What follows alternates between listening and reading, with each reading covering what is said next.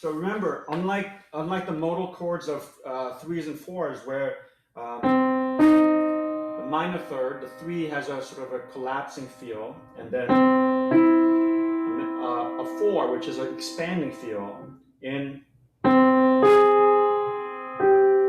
So a minor six or an eight wants to gets to the perfect seven, a perfect fifth, versus.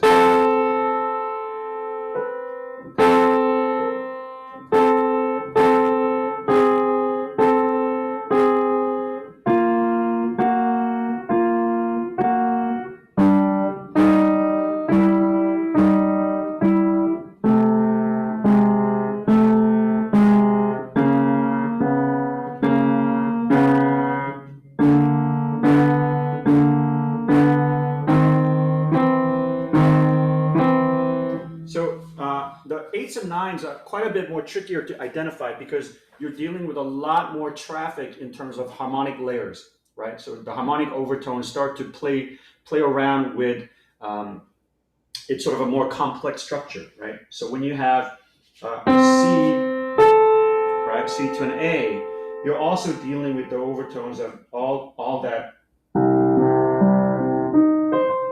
right?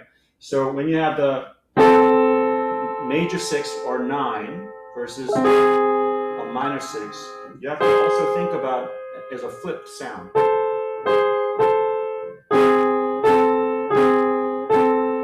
Right? So having the lower tone be on the bottom creates a lot of confusion, right? So in fact, for me, this is the interval that gives me the most trouble, right? Because I get flipped about a minor six versus a major six, right? Whereas the threes and fours I find much easier to deal with because they're closer interval rather than a wider interval, right? Sometimes having a minor six as reference to a perfect fifth sometimes helps me find that interval, right? So that sense of, right, that minor six resolves down towards the perfect fifth, right? So, and then that number of 8 and 9, I'm always sort of reprogramming my brain to get a hold of that, right?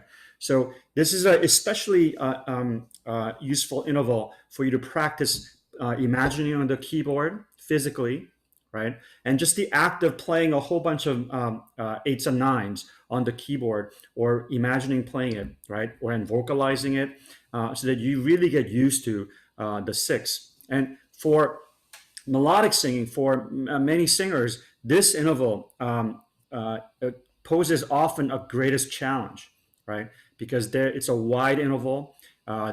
Sometimes they don't have trouble singing ascending interval, but they have quite a bit of trouble singing a descending interval. So everybody sing a minor six above this note.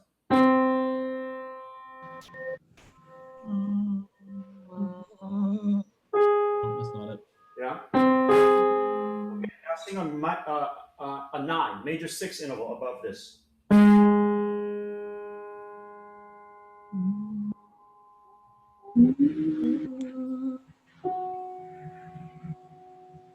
Yeah. Right. Sing a major six above this note.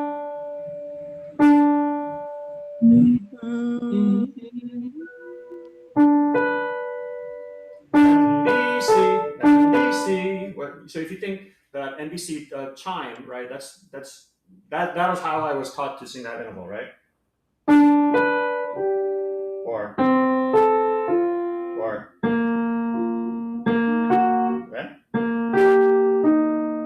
right? So practice singing that interval both ascending and descending, and that'll start to help you get a better picture of that. Okay, I find if you practicing singing the intervals and then identifying, it's sort of a parallel skill, right? The better you get at singing the interval, the better you get at identifying the interval when it's played in real time. Make sense? Okay. Okay. Let's do some solfege exercises. So I'm going to pull up on the screen. Hi, Rachel. Here, let me find.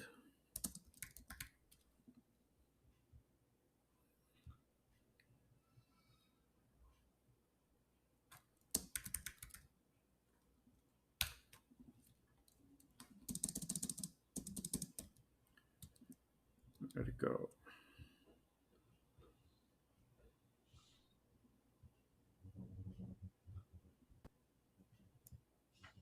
Okay, so we had done 20, this page, right? So let's go on to a little bit more challenging, 26, 27, 28. All right, we'll do, how about 2 lines at a time? Okay, so let me put into a smaller screen so that I can see you as well. All right. Okay, so Peter, you're up first. 15 seconds of scanning. Try to identify 3 places you might have trouble. We're not starting on 26, are we? That one's just all octaves. Oh, sorry. No worries. I mean, I can do it if you want, but it's just like. Go for it. Oh, all right.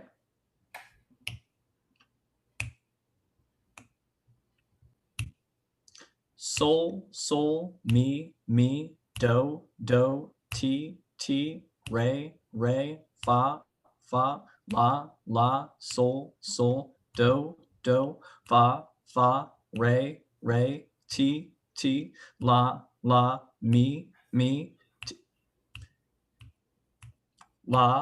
la, ti, do, ti, do.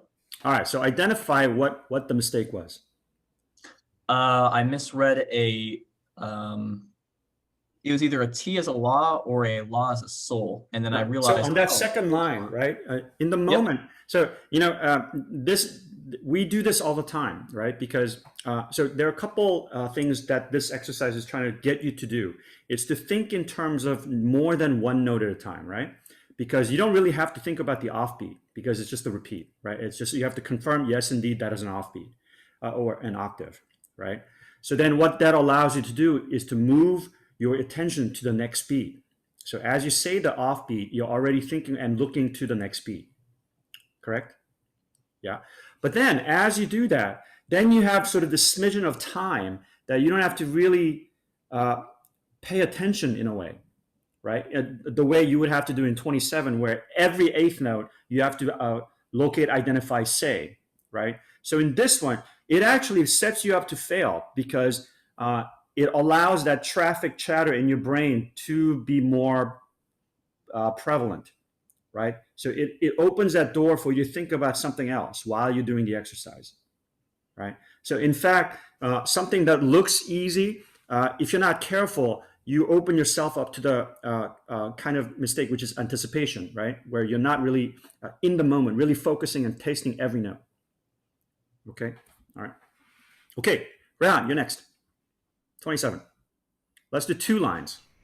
First 2 lines of 27. All right, awesome.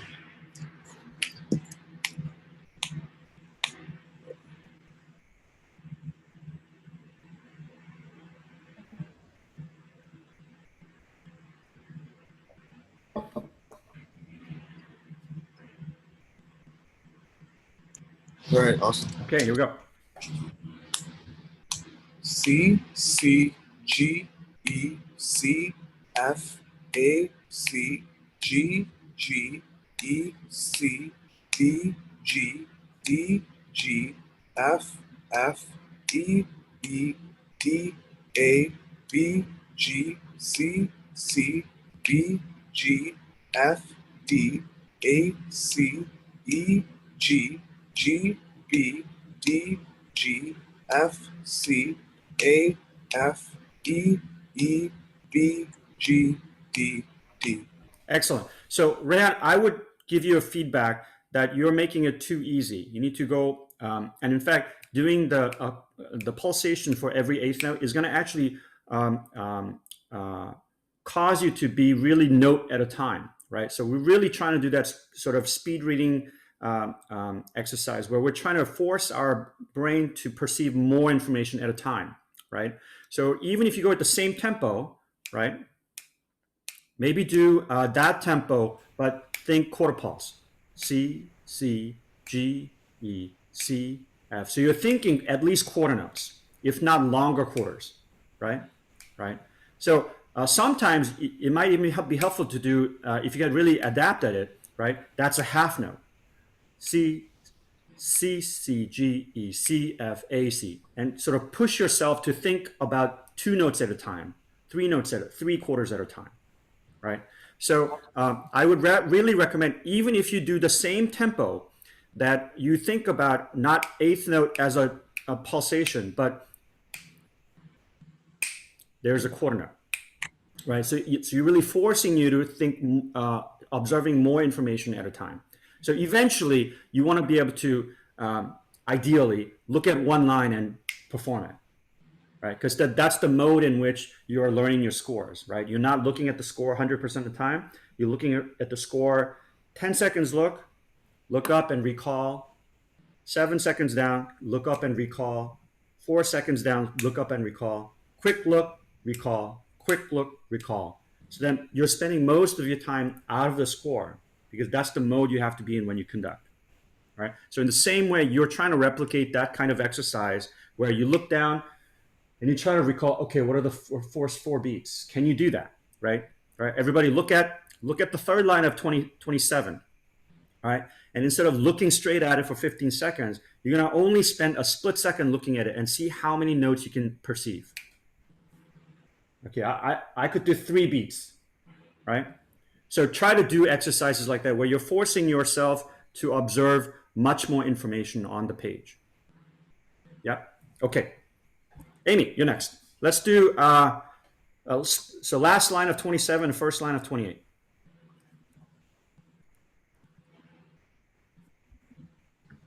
Okay.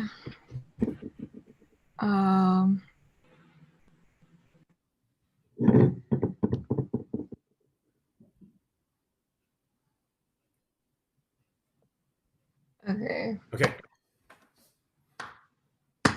C A G E C A G B G E C A G E D D G B C G E C C C G E C B G F D C G E C B G D B G F D B G E.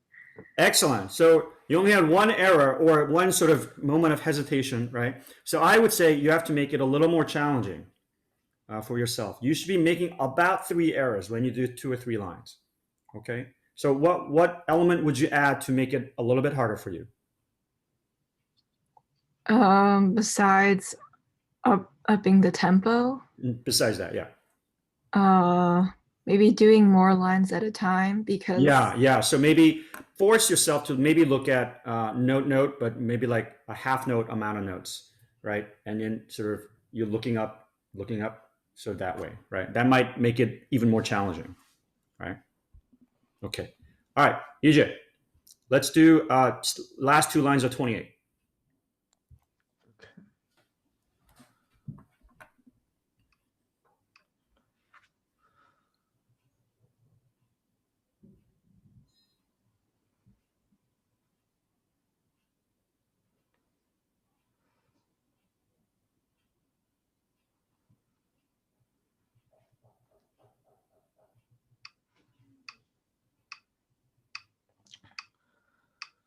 Do, so, re, si, so, fa, mi, do, si, re, do, mi. Do, so, mi, do, mi, do, la, fa, re, la, si, so, mi, do, re, fa, so, si, do, la, so, mi, do, re, la, so, mi, re, si, do. Okay, so I think you need to make it either just a tiny bit slower or you need to make it just a tiny bit easier so you're making less than 3 errors, right? So always calibrate your difficulty, what tempo it is, by fielding how many errors. Because once you get past 3 errors, it becomes very difficult to track and identify what kind of errors you're making, okay? I really like that you're really flowing, through the first line, right? But as you start to make more, you start to lock up more, and there are more tension in your throat, right? So really gauge. First way of reducing tension is noticing and being able to gauge where you are in a scale of 1 to 5, 5 being the most, and then 1 being the most relaxed, right? And be able to, as you do an exercise, what am I? Am I a 3? I'm like a 4 right now. So let's reduce that. Okay. It's also very, very important. Usually you have the tendency to want to go back and fix the wrong note, right? Just let it go, right? Because that's the stream coach yelling at you for missing that note, right? And you want to get it right. So just let it go. Nobody's dying because you missed a note, right? You miss it, okay, fine. And then go out, get out of the boat, come, and then continue to track where it's supposed to be, and then come back in when you can, right? That's more important than going back, fixing it, and then it's right from that point on. Because from that point on, you're no longer with the orchestra, right? So imagine the orchestra is doing the solfege along with you, but if you stop and go back and fix it, well, they've already gone on, right? So always have that rule where if you miss a note, okay, I'm going to keep track of where I'm supposed to be, and then I'm going to come back in with the rest of the orchestra. Okay, Rachel, let's do. Oh, you get to do the triplets. 29. Okay. First 2 lines or? First 2 lines, yeah.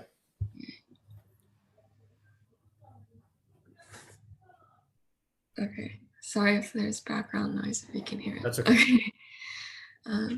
C, D, E, G, F, E, D, E, D, G, A, B, C, D, C, E, F, G, G, A, G, F, E, D, A, G, A, B, C, D, G, A, G, F, E, D, A, G, F, E, D, E, C, B, C, G, A, B, C, E, B, or the C, E, C, E, E, F, G, A, B, A. Okay, good, Rachel. But so I would say between 1 through 5, you're probably a 3 in terms of tension, and you need to be more let it flow without locking up, right? But also, are you noticing a pattern? A pattern? Pattern of the note choice of this particular exercise. It's either upwards or downward scale or upper neighbor, lower neighbor. Exactly. So I could hear that you're really grouping each triplet figure, right? So passing tone, upper neighbor, passing tone, upper neighbor, passing tone, upper neighbor, passing tone, the lower neighbor, and so on, right? So try to analyze the music so that also gives you another element of support, right? So because as the patterns get more faster, you have to be able to decipher each beat. What is this beat, right? Is there a pattern, right? Is this a pattern that is unusual, right? So for example, all through the first line, you have passing tones, upper neighbor, upper neighbor, upper neighbor, lower neighbor. So there's the first time you have a lower neighbor, right? And then passing tone, upper neighbor, passing tone, lower neighbor, passing tone, lower neighbor, upper neighbor, right? So that's another element by which you're using to decipher the information from the page, right? Do you know why people have memory slips when they play something from memory? Because they're relying on fewer resources. Either they're just relying on muscle memory, right? So if you memorize a piece only using muscle memory and something goes awry, then you have a memory slip, right? But if you memorize a piece, having analyzed the piece theoretically, you know what the harmony is supposed to be, you have an understanding of where the goal point is, how you want to phrase, plus muscle memory, then it's less likely you'll have a memory slip. Because if one factor fails, then you have 2, 3, 4, 5 other things to rely on to get back into place, right? But if you're only relying on muscle memory, that's when you can't get back in once you have a memory slip. So in the same way, as you conduct, I will be the first person to say, sometimes I don't hear everything all the time, right? And in fact, what I'm doing is, So I thought all conductors should be able to hear everything all the time. That's how I thought conductors functioned, right? And then Pierre Boulez came to Northwestern and he was giving a talk. And then we had just observed him rehearsing one of his notation pieces, which is like, there are like 9 things going on at every single moment, right? And at one point, the entire orchestra is playing. There's like 9 different lines. And then all of a sudden he stops and tells the second harpist, and there's like 120 people on stage. And he tells the second harpist, Madame, you have the wrong pedaling. So then, and she's like, oh, sorry. And then she fixes the pedaling. And we're like, how the hell does he hear that? Right.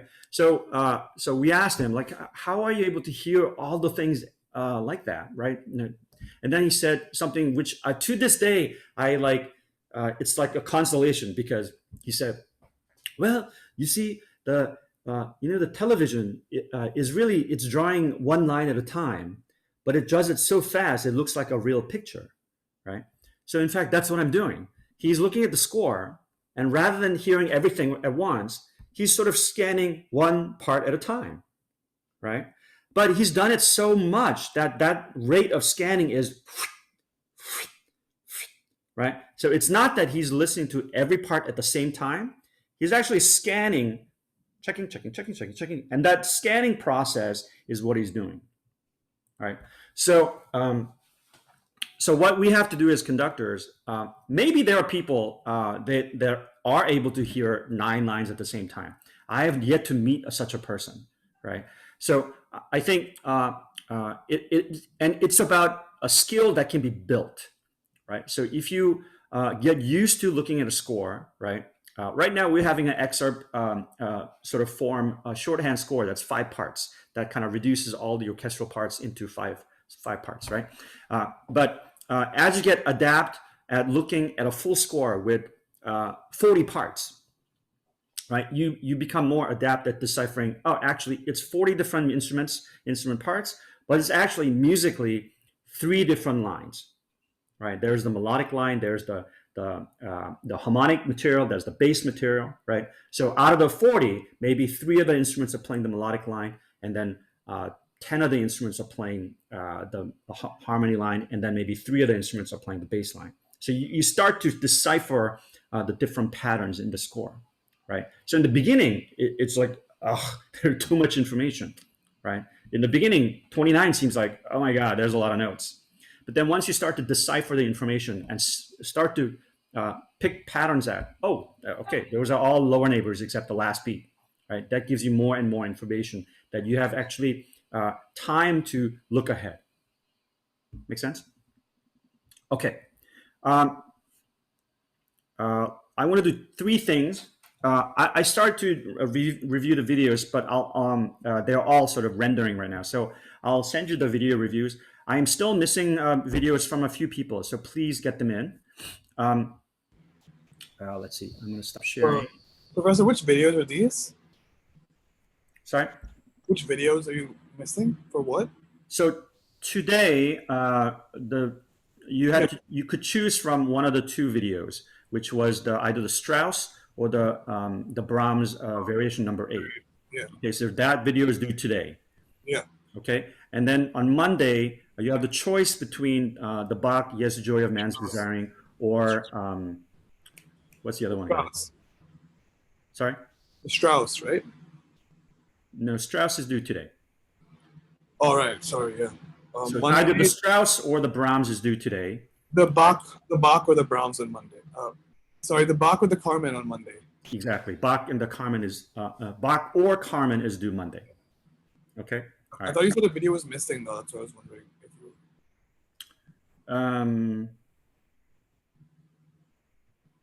Did I review your Elgar or Brahms yet? No, you haven't. But Okay, yeah. mine's on your email link because I remember first. I think you asked us to email it to you, so my YouTube will have it in the Yeah.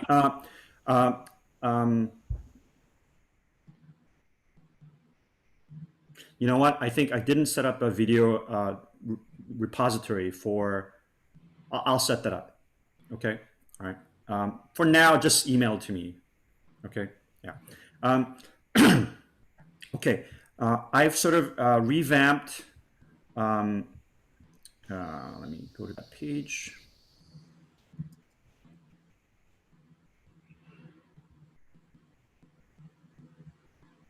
Okay, I revamped the presentation for diverse repertoire, which is your presentation, 12-minute presentation at the end of the semester. So I want to give you information today on that. Okay, so there are a couple of things to do. I want you to read this article on Alex Ross on the music of Florence Price. And then this, the Adam Neely video on music theory and white supremacy. It's, I would really highly recommend it because it kind of draws a pretty good picture of the problem with how music theory has been through these times. And this summer, there's a bit of a huge explosion in the music theory, AMS, musicology world. So that is a good sort of video to look at in context. And then through our sort of speaker series with the Cornell Orchestra, we spoke with Rachel Barton Pine, who has been advocating for Black composers for the last 20 years. And so through a lot of conversation with applied faculty and the board, what we decided to do is rather than have a concerto competition this year, instead we're going to have a festival of solo repertoire by underrepresented composers. So this page, which I'll send you the link to, has all the deadlines. And basically, instead of a usual concerto competition, which happens in December at the end of the fall semester, where about 12 to 15 students play a concerto, and then 3 to 5 finalists are chosen for an evening recital, and then out of that, the judges choose one person to play with the orchestra in the spring. Instead of that, what we're going to do is people are going to apply. People are going to do research and find a piece to perform that is by an underrepresented composer, maybe by a woman composer, by a Black composer, a Latinx composer. And they choose a piece in consultation with their teacher by December. And then they'll be coached by one of the three artists, Daniel Romain, Rachel Barton Pine, and Aaron Dworkin. So the idea is to send them a video by February, where's the deadline?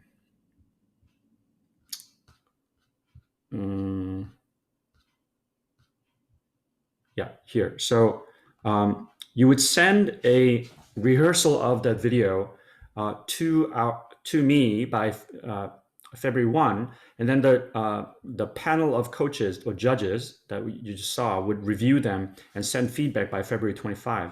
And then you would either make a final video performance or perform it in person on March 7, and then it'll be streamed live on March 7. So the whole idea is to upend this usual concerto competition. And this will be the would have been the 17th time we have done a concerto, but I think last year's winner was the first time we had a work that wasn't a white male composer. So 15th is Liszt Piano Concerto, Beethoven Piano Concerto, Shostakovich Cello Concerto, Prokofiev, Lalo, Korngold, Barber, Beethoven, Tchaikovsky, Sarasate, Ginastera. Oh, there's a South American composer, Prokofiev, Sibelius, Lalo, Grieg. So we're really trying to encourage our students to explore repertoire that is by underrepresented composers. And what we have built is a resource page. Where'd it go? I had it open. Here. So the Music by Black Composers, which is a foundation started by Rachel Barton Pine, where she's starting to have a violin method book, cello method book, viola method book, instead of the Suzuki violin system. But that book is all by composers of Black composers. Music of Black Americans is Eileen Southernbrook is sort of your your Bible in terms of the history of Black Americans. There is a online resource about women composers. The Institute for Composer Diversity is another great resource, which I would actually like for you to utilize. And you can actually go into the Works database and search by any criterion, right? And you can choose living, deceased, woman, man, African American, Native American Indian, Latinx, Asian, where they live, what state, etc. So you can do a search on all kinds of criterions, right? So what I would love for you to do is utilize that resource, both the Composer of Diversity Institute database, but also where'd it go? I just had it. Where?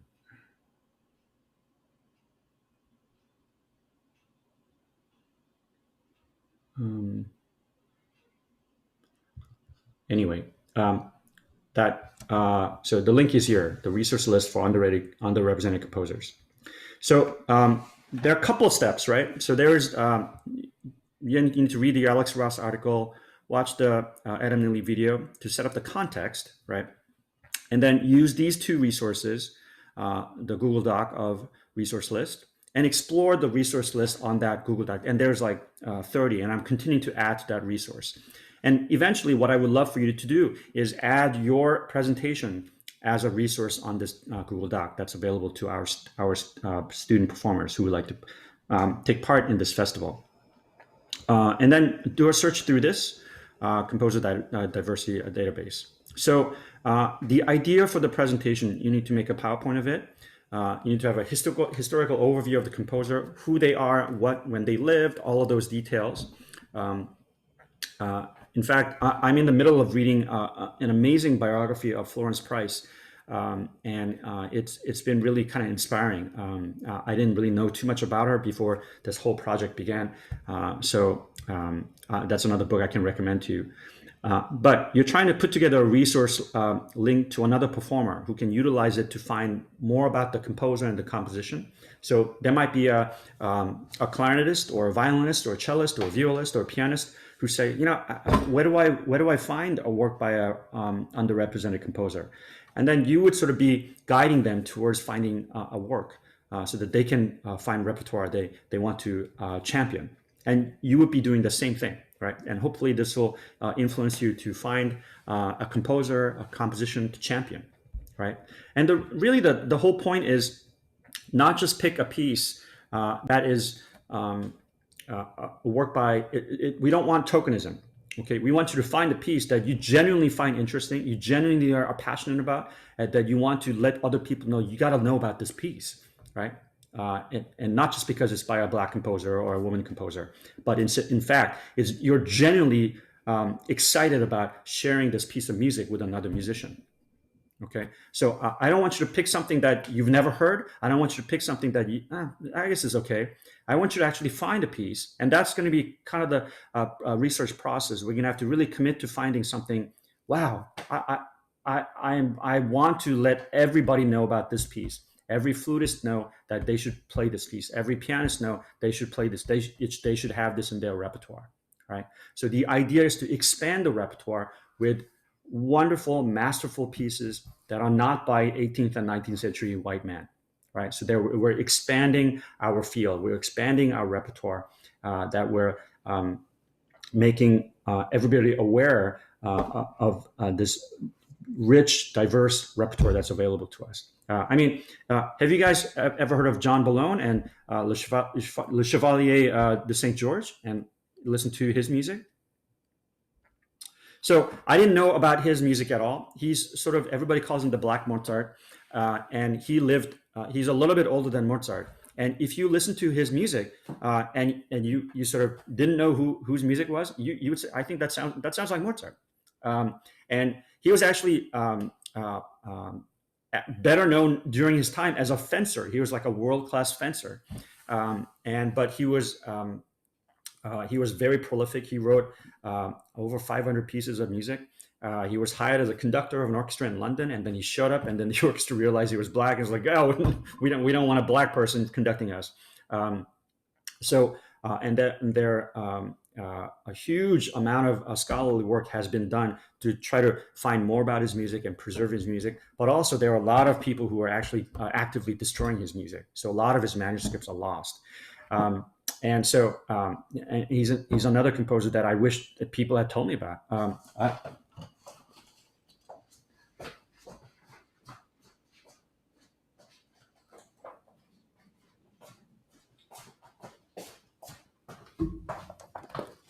So this is the Rachel Barton Pine's Black Composers, and it's a violin method book for elementary beginning to elementary students, and has a whole set of not only sort of composer biography, right, then the music, but then it also has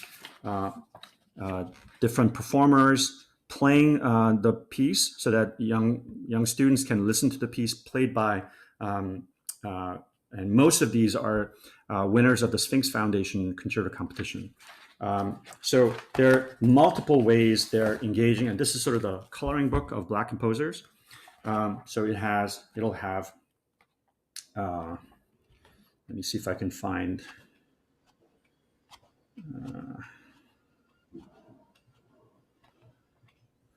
where's Boulogne?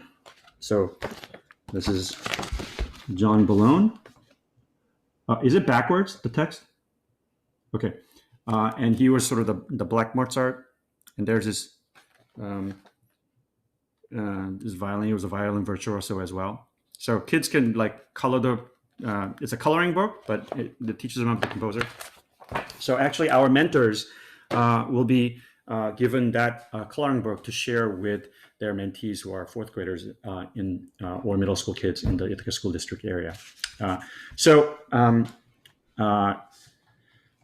there are a couple parts to this assignment, right? First part is the research portion, where you are utilizing the resources to find a piece by an underrepresented composers that you are genuinely excited about sharing with another musician. Right, so that's going to be the part that's going to take the most amount of time, because it's not going to be simply going to a database and picking a piece. Right, you're going to have to go to multiple sources and find music, listen to them, listen to multiple pieces, look at scores, try to find out where you can get the scores, and then find a piece that you are excited about sharing. All right, so that process is going to be at least 30-40% of your time. Right, and you're going to have to start now, right? Because it's going to take a while to sift through many pieces, right? So even the diversity database, it's going to give you names and pieces, but you're going to have to actually go see if the library has it, if it's available online, and that process is also a process by which you're going to share how you get to this piece of music. Okay, now, as you go through the process, if you find that, you know what, the only way we can get that piece is to purchase it, then let me know. Then I will purchase it for you. Okay, but obviously, if you have a request like that, sooner rather than later. Okay, and then once you find the piece and you have documented how you got the piece, because that's also where you're going to share with another musician as part of your presentation how you get to that piece of music, whether it's an IMSLP piece, whether it's a published piece that you need to purchase, whether it's available from the Lending Library, Free Library of Philadelphia, or which collection. And then the next part is presenting the piece, who the composer is, the historical context of the composer, the actual piece. Maybe there's a YouTube link. Right. And then all of that will constitute a PowerPoint that you present to the class, and we'll have it available as a link on the Represented Composer resource list. Right. So this will be sort of a public link that'll go out to all of the students who are looking for pieces right now. Okay. Questions about this assignment. Oh, sorry. I have a question. So like we want music that isn't really played, but it has to be not too obscure so that we can find the score. Exactly, right. So, I mean, I would love for you to find, maybe there's a Florence Price piece that hasn't been recorded by anyone, right? And you want to be the first person to record it. Great, but then it'll be obscure enough that you would have to do a lot more legwork in trying to hear what it sounds like. You'd have to kind of play it through on your own. Maybe it's a manuscript that it needs to be transferred onto a performing version so we can read clearly the notes, right? So if you choose that route, you would definitely get extra points, and then that could lead to a scholarly publication of that paper, right? But that's a lot of heavy lifting, right? So I'm not requiring that. I would love for you to delve into that, and eventually it should lead to that kind of research, right? Now, all of us as musicians should be doing that kind of digging, right? And not only relying on pieces that are played by others, right? One of the great joys of being a musician is taking part in a discovery and champion of a composer, right? So, and oftentimes you get to, so far, you've gotten to know pieces through your teacher, through your conductor, through, so that whatever piece you come to, it's not a piece that was written by a living composer that you found, right? It was not a piece that you found on your own digging through some music library, right? It's always been sort of handed to you as, okay, you should work on this piece next by somebody, right? But as a musician, and sometimes people think that professional musicians do this all the time. They don't, right? And so, and I find this to be, in a way, the deep-seated problem that causes this really inequitable structure to just recycle and repeat, right? So I can't tell you how many times I've met conductors in festivals and masterclass and workshop situations that have such a limited repertoire that the emphasis for them is really mastering a small set of repertoire. Right, so they put more value in repeating and refining study and performance of a Beethoven symphony or Brahms symphony or Wagner symphony. So that's why you have all these people in the professional world. They're labeled a Mahler specialist or Brahms specialist or something like that. Right, so they put such a high value on doing a piece 400 times, 500 times. That gives them insight into that particular piece. Well, okay, I guess that's valuable in some ways. But then the cost of that is what? Is to ignore and, because there's a finite amount of time we have on Earth, right? So if you're doing that, performing a piece 500 times, well, then you're not exploring the repertoire at all, right? You're just kind of taking already discovered pieces, already published pieces, right? You're not encountering new composers, living composers. So then you're basically just a museum curator, right? So I find that kind of music making, that kind of musician, it can only be limiting, right? And so, and then the other extreme is, oh, I'm a new music specialist, so I only do new music, right? And I never repeat things, right? So then there's a whole set of problems with that as well, right?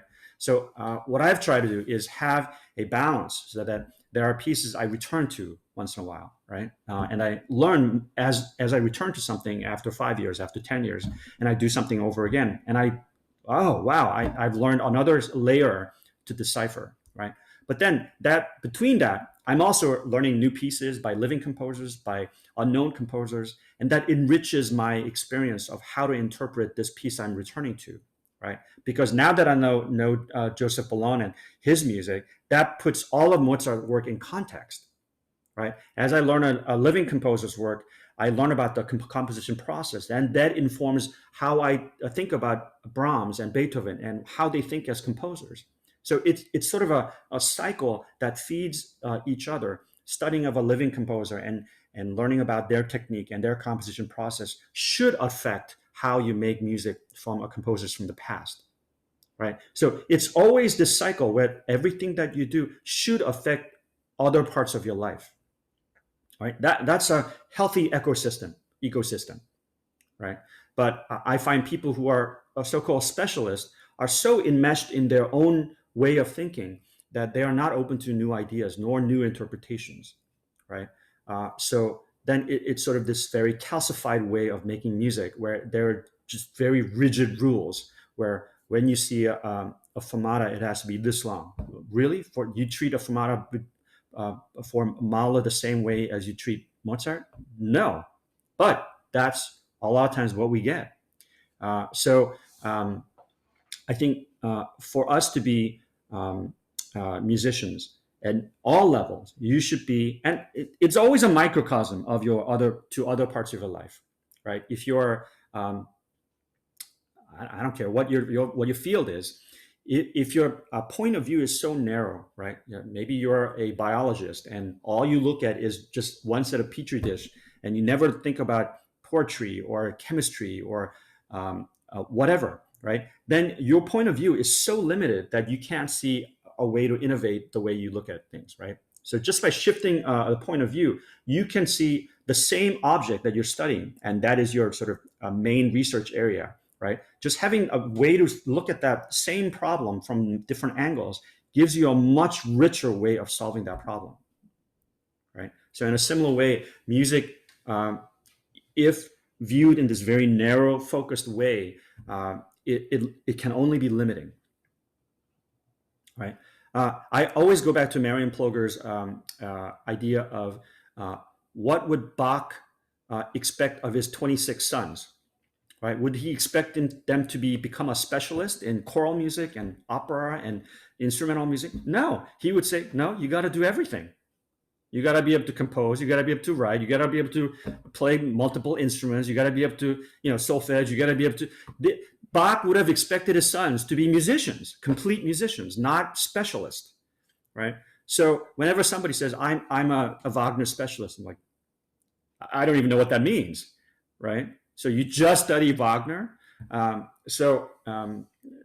There's a way to contextualize our work, right? If you're a musician and you never read poetry, if you're a musician and you never take a walk in a beautiful mountain and affected by nature, if you never have a child and go through falling in love, committing your life to another person and having a child and committing to raising a human being, you don't have that experience and you don't think that makes a difference in your music making. If you never lose somebody that you care for deeply, and how are you supposed to connect with another human being's output and outpouring of emotion about a loss of somebody, right? So everything that we feel as human beings, you should be able to pull into your experience of being a human being, right? And what is music?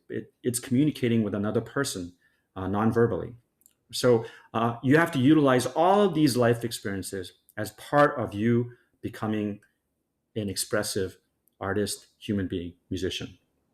So, okay, that was too much of a wandering soapbox. Okay. Any more questions? Yeah, Rachel. So for the diverse repertoire, does the composer have to be, I mean, you said it's not too obscure, but how much is too well known?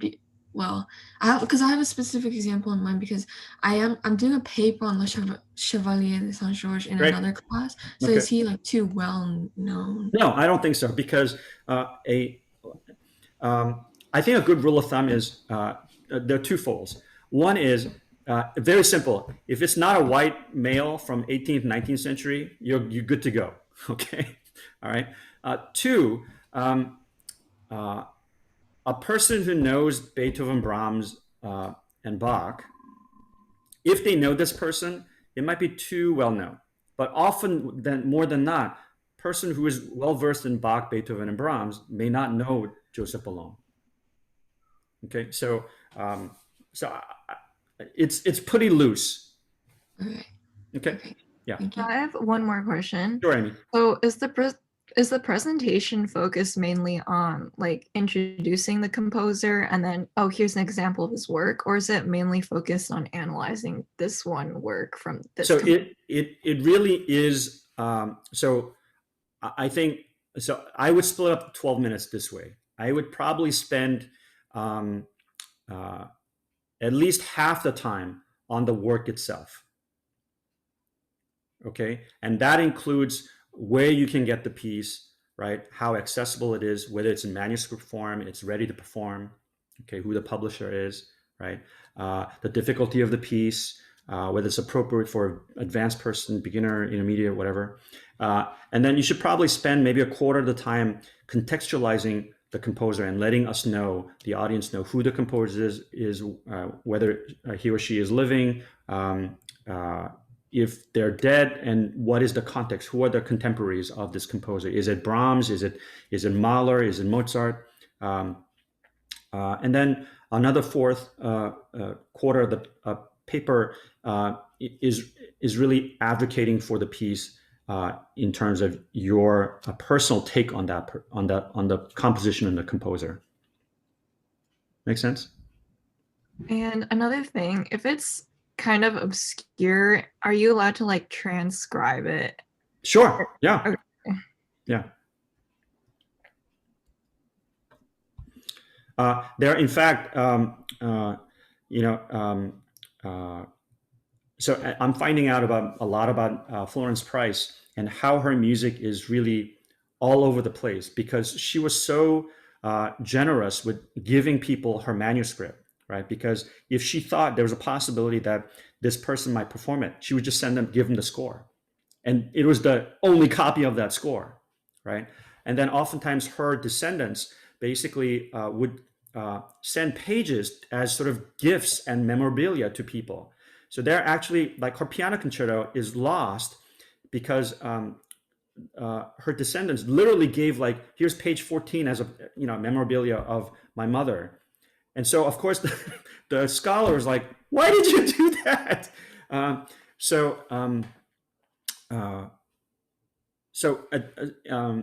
There's a collection in University of Arkansas has a huge collection of her pieces. There's another collection in Philadelphia, and Marian Anderson, who championed her art songs. There are like 58 art songs by Florence Price. And there's a project just waiting to be taken up where these art songs can be perhaps orchestrated into a voice and orchestra type situations. I'm kind of looking at that as a possible project for the orchestra. But also a piece, and she was a prolific, quite prolific for the organ, because that's what she played as a main principal instrument. So there are many, many pieces like the Adoration for organ that has been arranged for a string orchestra.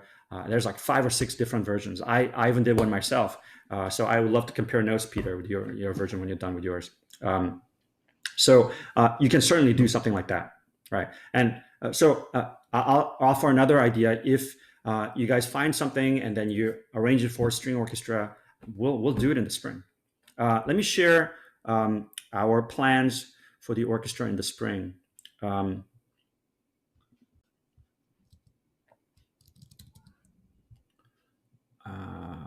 Where's that document? So as you know, school is going to start back up, hopefully, on February 9. It's a delayed start. And then they're asking faculty to have start online and go into in-person. So I'm planning to have a hybrid model where we start online and then go into in-person mode. So we'll have 4 weeks of speakers continuing our series. And we have confirmed speakers: Titus Underwood, who is a principal oboe of Nashville Symphony; Garrett McQueen, who is a radio personality at NPR, and he was fired recently for programming too much African-American composers. And the next 2 speakers are not confirmed yet, so I'm trying to book them. So that may change. Marco Spalter is a composer, and Cecil McLaurin-Sylvan, who's recently a MacArthur Genius Foundation winner. Then March 7, we'll have the festival solo repertoire of underrepresented composers. And then we enter 4 weeks of online sectional rehearsals with CCO and CSO, where they would meet on regular times, but we would have sectionals with each instrument section. Then we have our in-person segment from April 6th to May 6th, where we have in-person rehearsals on regular times. But because of the 40-person maximum in B20, we have to do this kind of rotation where we rehearse for 45 minutes, then empty the room for 30 minutes. And meanwhile that's happening, I go into a sectional with a smaller amount of people in B21, then come back into B20 after the room has been empty for 30 minutes, and then do another second part, 45 minute. So that comes into play while it's too cold to rehearse outside in the tents in the quad. So I'm hoping by April 15th, it might be warm enough to be under the tents. Then we don't have to kind of follow this rule because it'll be outdoors and safer. And then we have 2 concerts planned, one by CCO and one by CSO. The CCO concert will be basically a string orchestra repertoire. George Walker, Marco Spalter, Jessie Montgomery, Carlos Simon, Florence Price. And then the second concert would involve both strings and winds and brass, and we would play a piece by Frank Tachilli, Adolphus Hailstork, and Daniel Bernard Romain, a violin concerto, and Florence Price's Fourth Symphony. So that's sort of the map of the plan. It is not set in stone in terms of repertoire, because I still have to kind of look at a couple other things. If I can't get Marco Spalter as a speaker, then I'll find somebody else. We just had a session with Jessie Montgomery, and I found out that she doesn't like her piece Banner, which I love, but I want her to curate her own 2 pieces that we're going to play. So that probably change. And then Daniel's violin concerto is a little bit contingent upon whether he can come as soloist or not, because obviously if Cornell is allowing guest performers, which right now they're not. So if they allow that, then that can happen. But if they're not allowing that, then I got to figure out something else by him to do. And then, of course, the winds and brass being involved with Florence Price and Daniel's piece, that's still a big question mark. I still don't have clearance in terms of indoor playing of wind, brass, and choral singing indoors, which is just not allowed right now. So if that happens, and nothing changes in the spring, then I have to figure out, can we pull off doing Florence Price's and Daniel's piece with only 2, maybe 3 weeks of rehearsal with the winds outside? And that's very tricky. So I kind of I got to figure that out. So depending on that decision, that'll be how we get the winds and brass involved. Okay. I know some of you are working, and Amy, you have already completed the Ithaca Symphony sort of season. So that's sort of an example of how I'm responding to the pandemic part, right? So you have the option in the Ithaca Symphony assignment to just do a straight ahead non-pandemic programming, right? That's an option. And in fact, let me before I forget, you should also use this really great resource, which is available for you for free. This is usually something that requires a subscription. So first of all, if you haven't already, the Music Library has a whole slew of research database that you have access to because you're Cornell students. And all of these are subscription databases that you will lose access to when you leave Cornell. So you should definitely explore them. Okay, but one of my favorite is the Orchestral Music Online. It's by David Daniels, and now a cadre of researchers. So if you open the Music Library Cornell.edu research database page, and you scroll down to the Orchestral Music Online, and then when you click on it, it'll ask you to sign in with your NetID. Okay, so you sign in, and then you have access to this amazing database, right? So what you're able to do with this database is you can search by all kinds of metrics, right? So you can do a simple search, but an advanced search, you can go in and you can choose composer, nationality, dates, title of composer, orchestra type. You can choose the type of orchestra, works without strings, string orchestra, individual string players, these numbers, these means, so O2O2 is 0 flute, 2 oboe, 0 clarinet, 2 bassoon. There's a key somewhere here. Wait.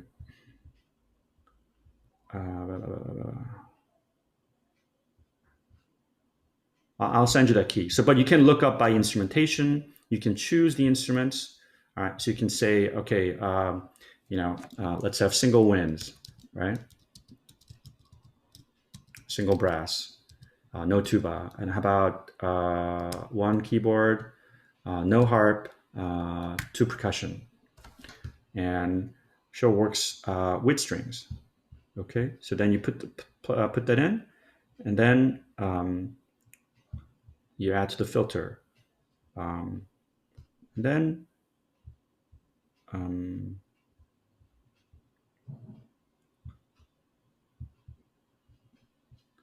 oh, did it not? Okay, so then, okay, hang on. Maybe you have to make, let's just do single winds, no keyboard. All right.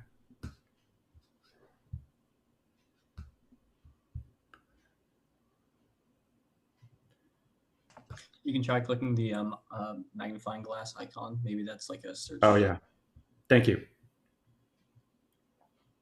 So it'll give you 77,330 pieces that has that particular set of instrumentations. Okay, so you can click on it. It gives you much more details, right? So it's a wonderful resource that you can use to find pieces. Okay, so when you're looking for pieces using the Ithaca, so here.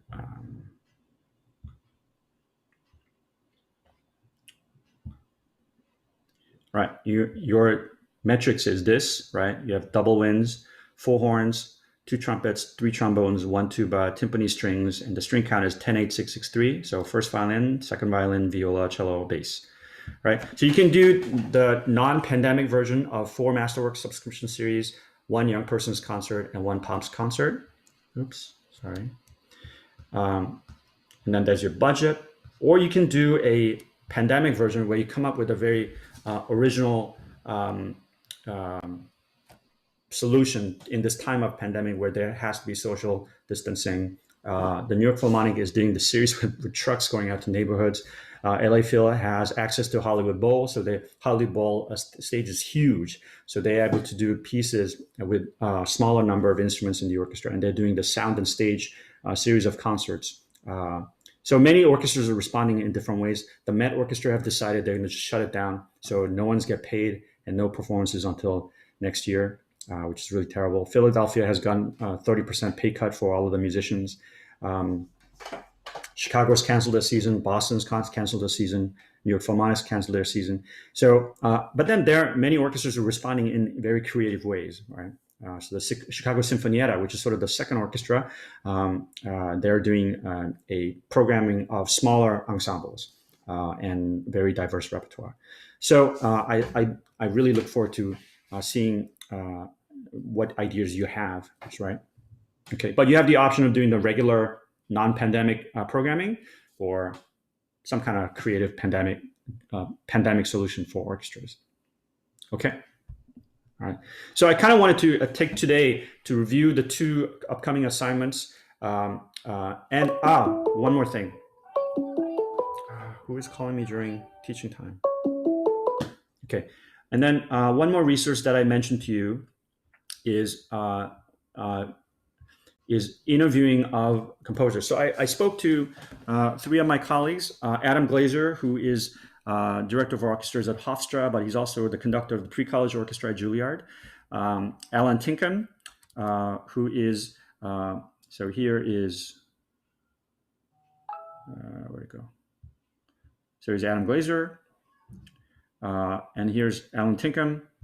I know he looks scary, but he's a really nice person. He's a conductor of the Chicago Youth Symphony. And then, so those 2 are available to you as resource to interview if you would like, and you can't find another person. So if you want to, please let me know today that you need to get in touch with them because they're expecting an email from whoever is going to interview them. Okay. And then we're going to have 3 guest speakers for the rest of the semester each Wednesday. And I've selected 3 guest speakers. First will be Edwin Outwater, who is the music director of the San Francisco Conservatory.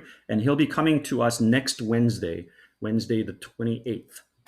Okay. So what I would love for you to do is have some questions for him ready. Okay. And then November 4th will be Lawrence Lowe, who is music director of the Symphoria Orchestra in Syracuse. So he'll be coming to talk to us.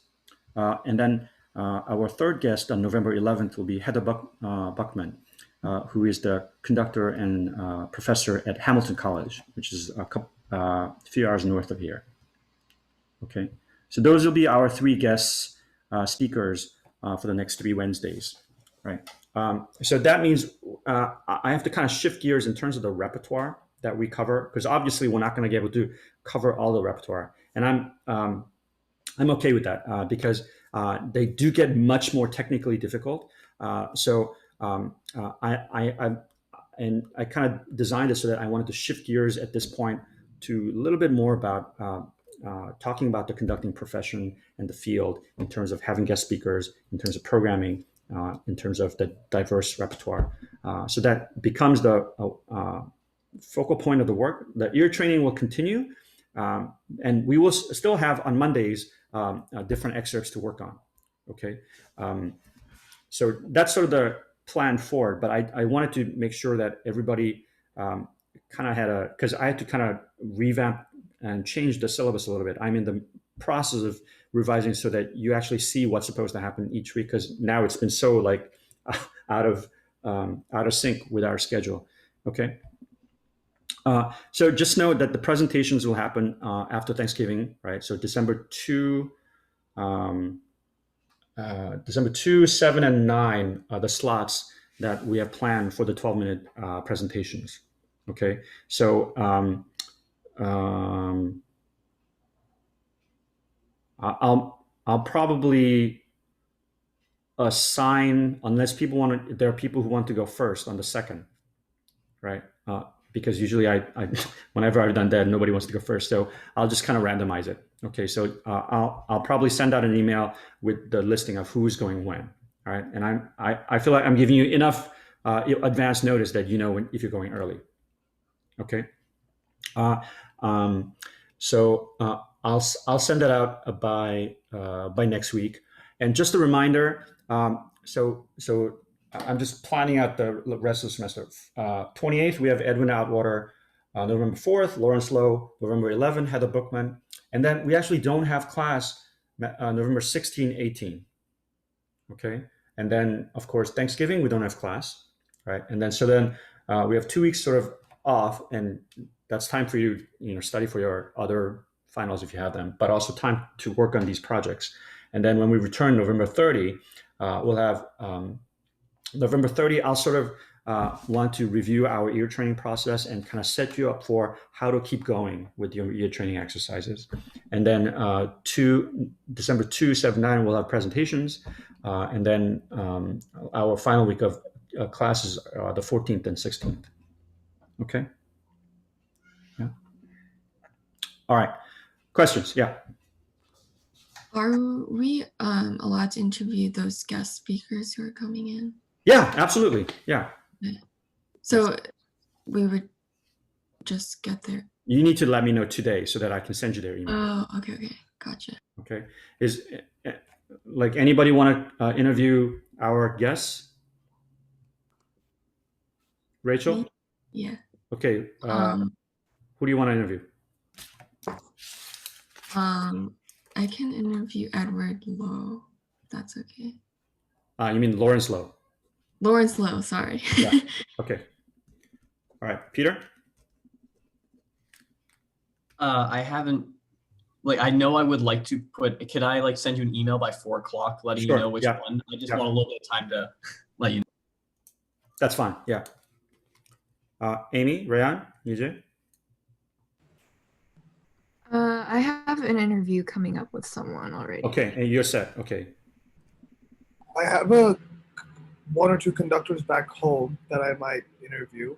Yeah, that's fine. That's fine. Yeah, Yeah, I also have someone in mind. So. got it. Okay.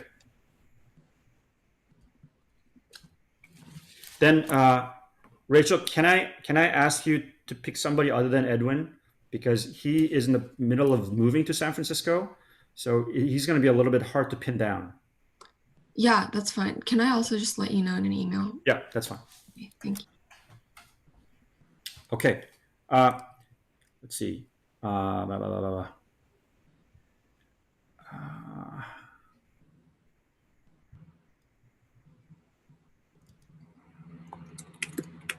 Okay, I didn't expect to get through all of that, and I did. So I'm done. Again, you guys, I took you late so many times. Here's 5-minute backs of your life. Okay. Okay, thank you. All right. Get your assignments in, and then I'll send you the video reviews. Okay. Thank you.